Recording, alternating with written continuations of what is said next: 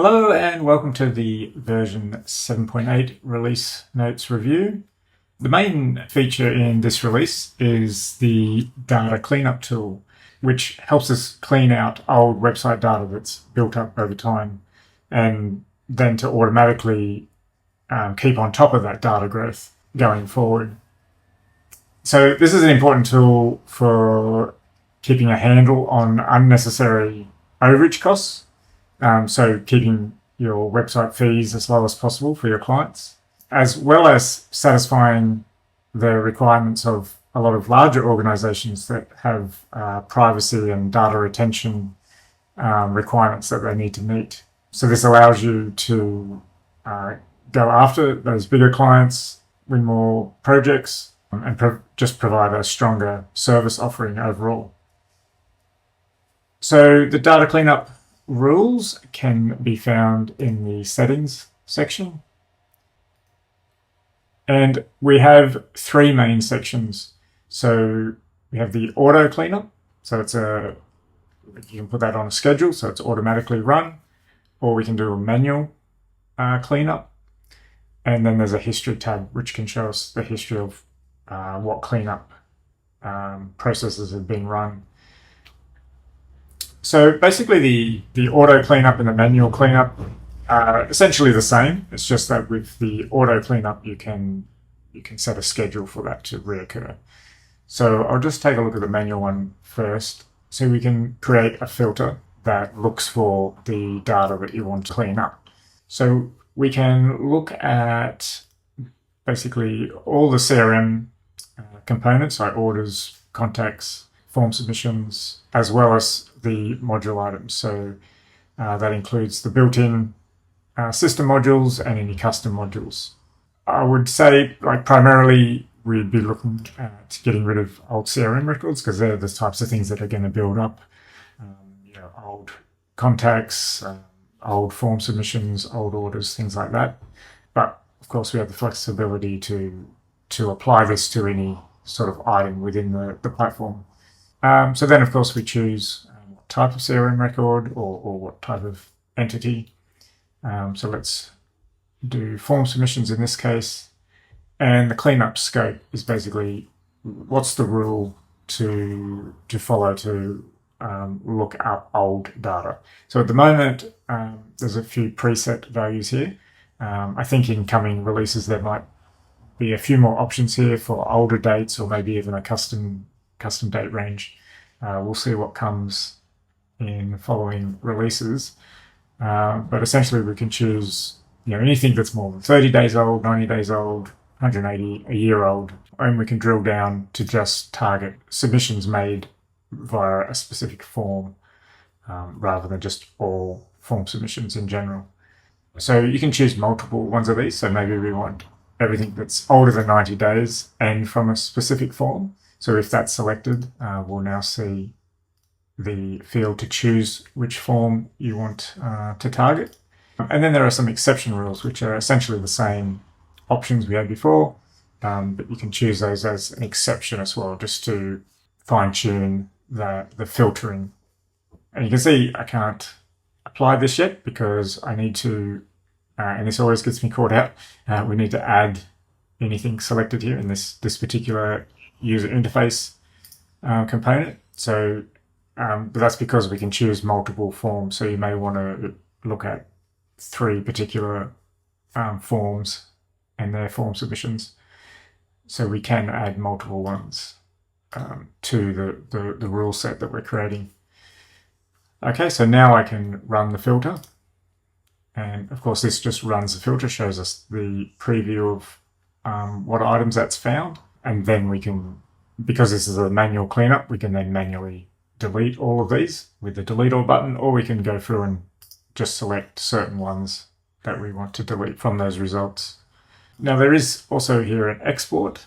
This will all be documented, so hopefully be clearer there, but the export isn't so much for exporting the data that this is returned. It's an export for the summary of the filter. So it's going to export this data that we're sort of looking at here just as a way of telling you, okay, this is what has been deleted. It's not actually the data itself. So it won't have the form submissions, like if it's custom module items that you're deleting, it won't be all those items in the export.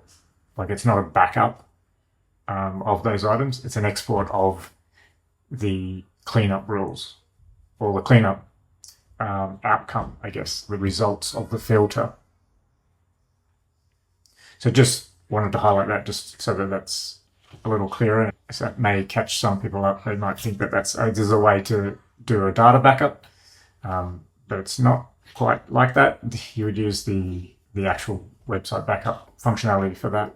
Okay, so basically the auto cleanup is the same principle, but instead of just creating a filter and running it then and there, we can actually create the filter, save it for a recurring schedule.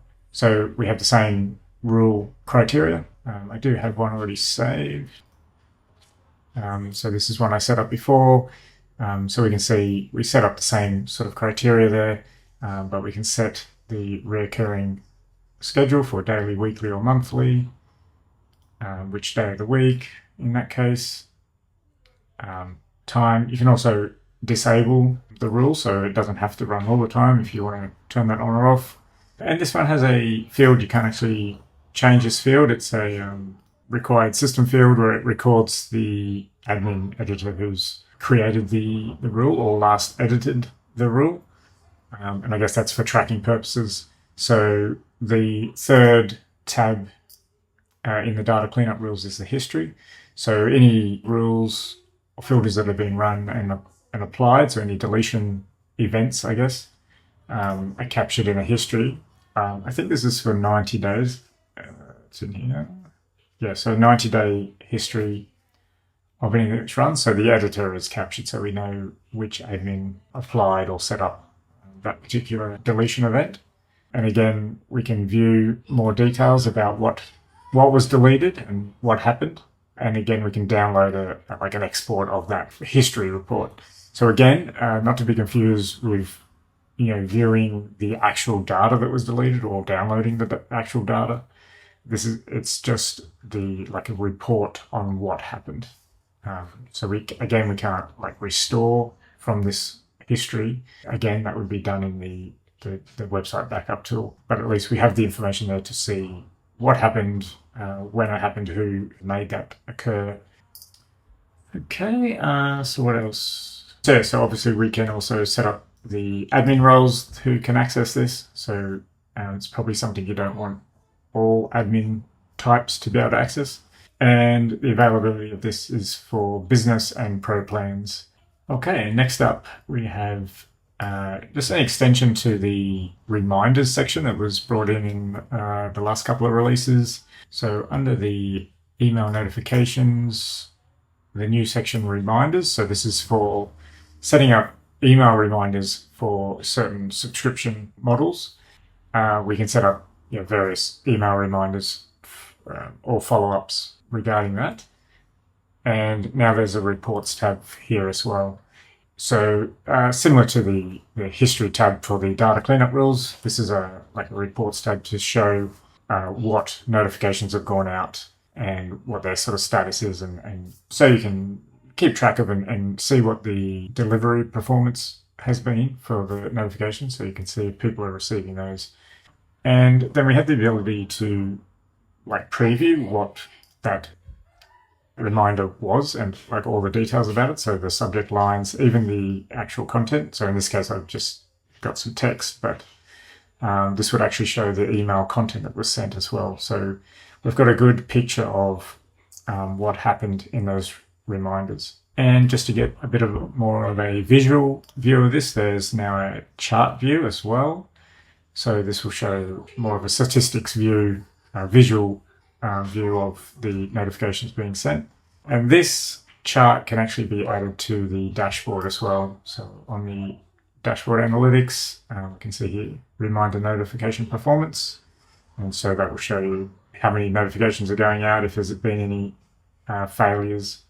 So just a nice handy way to quickly see that and act on anything that's failing. Try and troubleshoot the reasons behind that. yeah, so this just really gives you a good insight into the notifications, because it's often something that's just happening behind the scenes, and you don't know what your customers are receiving until you hear the complaints or the problems, and then it's really hard to troubleshoot. So this is a good troubleshooting tool and just gives you that further insight into the performance. Okay, so jumping to the next item here, upgrade sites notification. So this is just a upgrade or a tweak to the notifications that you would receive from version 6 sites that have been upgraded to version 7, and where there's the subscription to the site that hasn't been set up yet. So some of those are probably falling through the cracks a little bit there. So that's just an upgrade to the notifications. So you might see some emails there just following up on any overdues. So that just describes the schedule for those notifications. Then we had a change to the FTP credentials. So now all FTP host names are just changing to this one single host name. So it's a pretty easy fix or change in your FTP settings. So wherever you had the data center specific host name, it's now just changing to this single host name. And there is a note here about the root path. Sometimes in the FTP program, you can just set up like a root directory for the connection there. I find some of them don't have it, or it doesn't matter if you put it in or not. But if it's not connecting for some reason, or there's an error coming up, just make sure that there's a / in that root directory. But that's the only change for that. And then there's a handful of bug fixes. So just have a skim through those to see if they affect any of your projects. Okay, so please feel free to comment on any of these features in the forum where I'll post this video, particularly how you're using the cleanup tools.